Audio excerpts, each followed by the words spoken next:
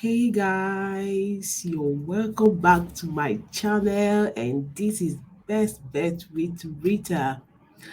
So today I am so excited because I just came up with a topic, and this topic I brought it up because this is actually the right time for any kind of relocation, especially to a country like Australia.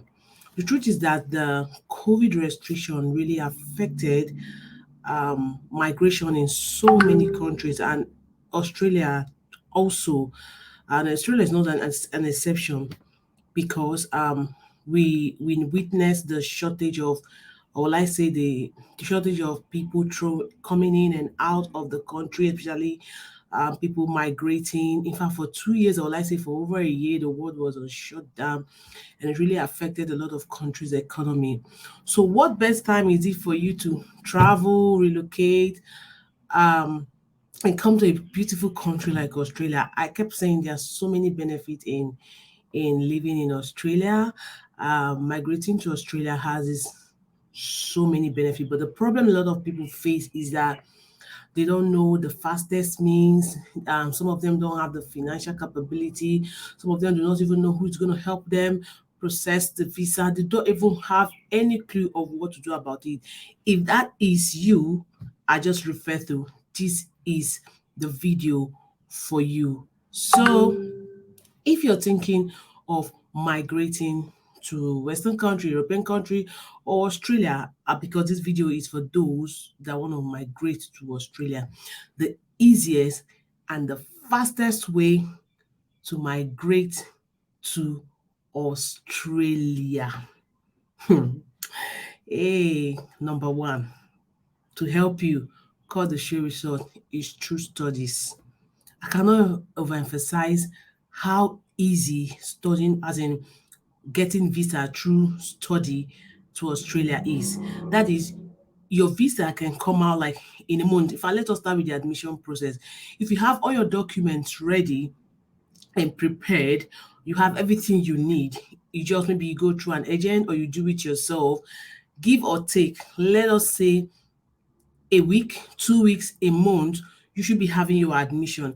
And if you have those things and maybe you've paid the amount, maybe the how many percent the school have asked from you, and then you make sure you meet those requirements, believe you me, in weeks or let's say days, you have your COE.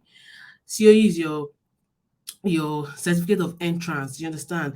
So if certificate of entrance, once you have that and you take it to the visa for the visa application, they are going to give you your visa as fast as possible. In fact, Australia is in their need of students because I am very certain, and from the research I've carried, the educational institution have so much percentage of economic growth it brings to the Australian economy.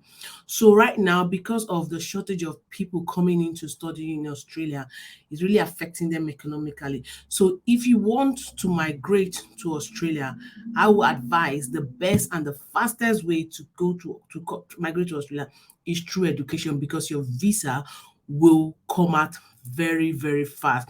In fact, one good tip that will help you is to just get any good university and apply for your admission. They are going to give it to you. And the best of it all, if you apply for anyone in a regional area, you are going to get it fast. This is even the admission, and talk more of the visa process. The fastest or the best way to come to Australia this period. I used to say, I've done research a lot of countries make their immigration very tough. Yeah, Australia is one country that is immigration is very tough. But if you are coming through school for schooling purpose, be it diploma, be it masters, be it undergrad, be it PhD, your visa process is going to be very fast. In fact, whether you have any you have the mind of staying over after studies, that's left for you. But if you want to migrate to Australia, the fastest way, whether when you want to come over here, you want to start working, you want to do anything after that, is your business. But the fastest way, the easiest way, how you can get it like snap, is through education.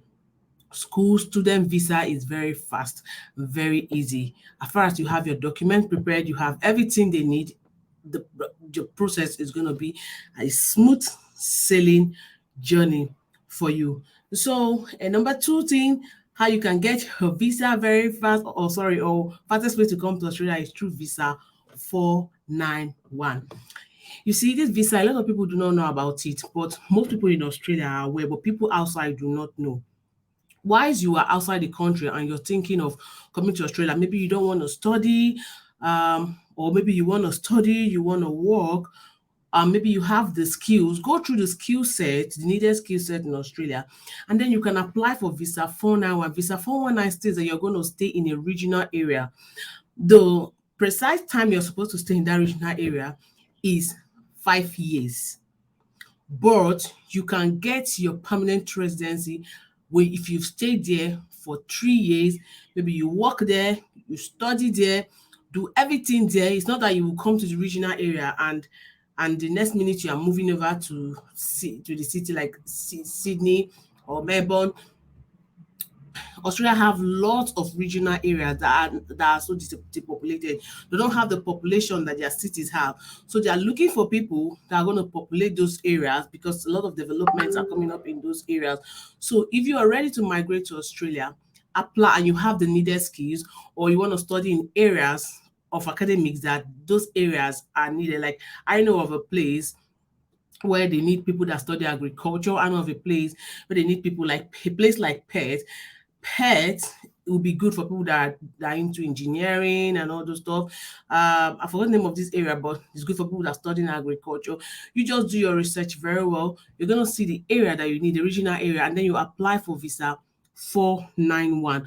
What the privileges of this visa 491 gives you is that you have the privilege of working. You have in that visa, you have the privilege of schooling. You can even come with a loved one. You are very, very welcome. It's just that the only thing is that you are supposed to stay there for 5 good years, but you can get your permanent residency after staying for 3 years. Go ahead and do more research about visa 491 because a lot of people are exploring the opportunity. Even people that are in Sydney, people that are in Australia, maybe they are in those big cities and they are trying to get the permanent residence and they are not getting it. They are actually moving into those regional areas because visa 491 gives you an easy pathway to getting your permanent residency in a country like Australia. The city is so populated, congested, have so many people doing the same thing, and why the cities are just there. And the truth is that they have good settlement, they have good housing. For those that like countryside, the regional areas are good for you. They still have job opportunities, they have good schools, they have everything they have in the city. It's just that people just like to be in a very busy environment. So if you're thinking of relocating to Australia, the easy and fastest way is to apply to a regional area through the visa 491. Try it and thank me later because these are the things a lot of people do not know in Australia, and then they all try to force themselves into Sydney. And Sydney is already so congested and looking for people to leave the city. And then that third means, fastest means for you to come to Australia at this point in time is through tourism. I won't be coming up with videos about tourist sites in Australia. Australia have beautiful tourist sites. In fact, they have so many places to enjoy. If you're a tourist, you like traveling, you like visiting beautiful places, Australia is the place to be. If you want to migrate to Australia, you can use a tourist visa to come to Australia. You just apply for the period of time. A tourist visa could be like, let's say, 3 months. And then if you have the plan of studying, I really don't know exactly what it entails, but I think you will need to leave the country after that visa expires. But it gives you an opening. If you're applying for something else, it's easier for them to accept you because you've already come in. Remember in one of my video, I said things that make people not to get their visa granted is when they overstay their visa terms and conditions. Maybe you've been granted a visa of 3 months for tourism and then you overstay, and they're not going to say anything, they're going to let you be, but you are setting up yourself for future trouble. Because the truth is that a lot of people that come to Australia do not want to leave. It's a country of opportunity. It's a country with so many things to enjoy. It's a country with prospects. So people come in here and do not want to leave. So many job opportunities, truly. They have good welfare system, they have good transportation system, they have good medical institutions, they have good educational system. What else do you need in a country than these very things that you can meet your basic need, you can live a good standard of life? Australia has that to offer to you. So if you are thinking of migrating, you could use the tourist visa, stay 3 years, and that tourist visa allows you to travel to several states Australia have, several tourist sites, could take good pictures, have fun, negotiate some business deals, and then you can come back again to either reside or to do whatever thing you want to do. Tourist visa is very easy to get. Just follow the right process and you are on your way to Australia. Number 4, fastest way to get to Australia is through visitation of your loved ones. Do you have anyone in Australia, like your brother, your sister, your mom, your dad, your child? In fact, I've not seen a country that gives people's parents visa like Australia. Like majority of people I've seen that maybe and young parents here, like I've seen a lot of Indians in this country that both their parents are with them and they have stayed for a long period of time. I rarely see the ones that have stayed for 3 months. I always see for years they stay, and then give them the opportunity to work while the grandparents stay to take care of these kids. Each time I go to pick my daughter from school, I see grandparents a lot picking their kids from school, from childcare. Yeah. And tell me, how did they come in? They came in through this loved one's visa. The process is just very easy. If you want to get a loved one visa, if you're someone that is pregnant, you want your parents to come in and join you, you could get a letter from the hospital or from the government that you need assistance, and then they can come in. And again, the COVID period made it very easy. A lot of people with 3 months, 6 month visas were extended to 1 year, 6 months. Now, I know of someone that came in with a 6 month visa to visit her loved one, her daughter, and she ended up staying for a year and 6 months, and that gave the daughter an ample time to recover from bed, and then worked for a very good period of time before the parents could leave. Now the children were up to an age where she could take care of them herself and then plan her working time as well. So what other means can you use to bring in your siblings or to move into the country? If you have someone, just tell them to invite you or make the process very, I don't know how what to say. Yeah, let the process be very legal. Have all your documents. If you need a relationship certificate, if you need something to show that this person, that is why when you are applying for visa, it is very, very essential that you put in the names of your loved ones and family so that it's easy to invite them when the time comes.